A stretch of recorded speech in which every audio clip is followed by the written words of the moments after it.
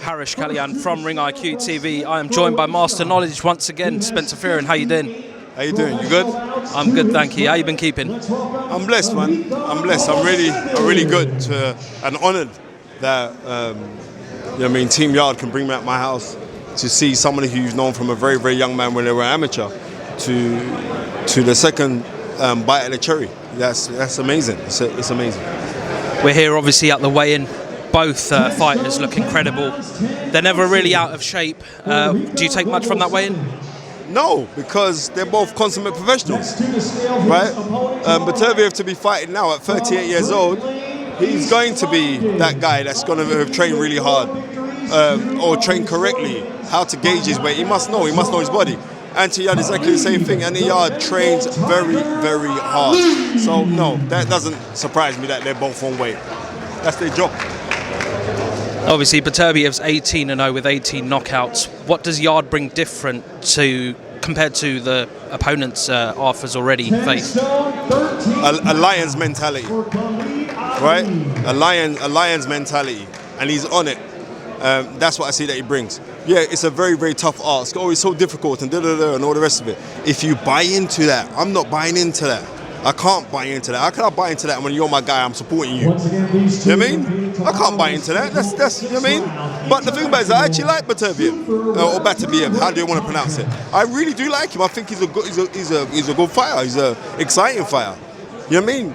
But I know what Anthony Yarde can do. I know what he does. I've seen what he does. And I'm looking forward to how he goes out and performs tomorrow evening. How much do you think plays a part? Obviously, Anthony's in London this time round before he's in Russia. Is that a great advantage, or do you see it as just a normal thing? It's a massive advantage because Anthony Yarde appeals to so many different spectrums of society, right? You know what I mean? Aesthetically, he's a good-looking boy. I can't even say boy, he's a good-looking man. You know what I mean? He's got fantastic physique. You know what I mean? He's very articulate. He's very well spoken, and he knocks guys out, right? So, yeah, it's a major thing, and And when Beterbiev sees that fanfare of how many people from London are coming out for Anthony Yarde, I mean, it's got to do things. It has to do things, right? And then we're going to see what the outcome's going to be. And you know what I mean? And I believe that he can do it, or I wouldn't be here right now. And it's not just wishful thinking. I believe that he can do it. It's not easy. I'm not being fooled to say right? But I believe that he really can do it. I spoke to Sergei Kovalev 2 days ago, and he basically said Anthony Yarde's not ready for Beterbiev and he'll smash him before 6 rounds. What do you make of them comments? I don't make anything. That's his opinion. I can't argue with the guy. You know what I mean? Kovalev is a 3-time world champion. I can't argue with somebody who's been a 3-time world champion. That's your opinion, and you have to go with your opinion. But what I do know is that Anthony Yarde kind of put the shot on Kovalev, because after that, Kovalev's not the same fighter, right? And that was a relative novice. Now we're going to see a real Anthony Yarde this time out, because it's all about bases. And it's like, I'm not going to go like I've got some crystal ball and everything else. Yes, the fight is difficult, right? But because it's difficult, that means that I got to throw away my loyalty. I got to throw away my allegiance. No. When you're my guy, you're my guy. You're my guy. But it's easy to be my guy when you're as quick as Anthony Yarde, when you can punch as Anthony Yarde, and now you've got James Cook in the camp as well. That's going to increase your IQ as well as the stuff that you're doing with Tundi. So, you know what I mean? Let's see what's going to happen tomorrow night. Just another fight that got announced earlier on today, and it's an official fight.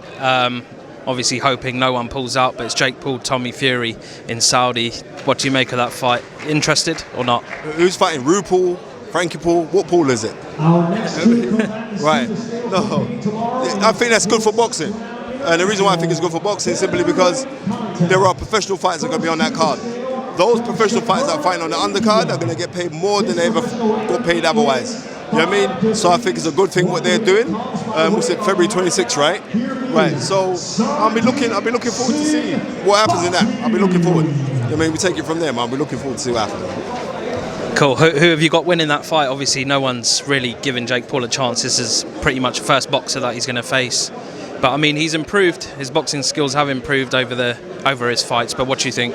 Listen, Jake Paul would not take this fight if he didn't believe that he's going to win. That's how I leave it at that.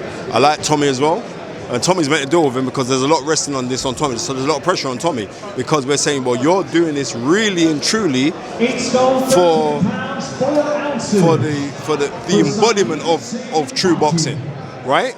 Because there's a lot of pressure on him. How he handles the pressure, then we'll see. I mean, fingers crossed for Tommy, because I like Tommy. I'm very close to his old man. You know what I mean? So yeah, let's see what happens. Just a bit more added pressure. Tyson Fury said if he doesn't knock him out, he may as well stay in Saudi. Well, you know what? That's Tyson Fury. That's Tyson Fury. You know, he's got sound bites the most, so we shall see what happens, man. Cool. Just one more before I let you go. Usyk, Fury, if it happens in April, does Usyk have a chance? Obviously, he's a small guy, but who beats Tyson Fury? I think Usyk's got a fantastic chance simply because he's technically very, very sound.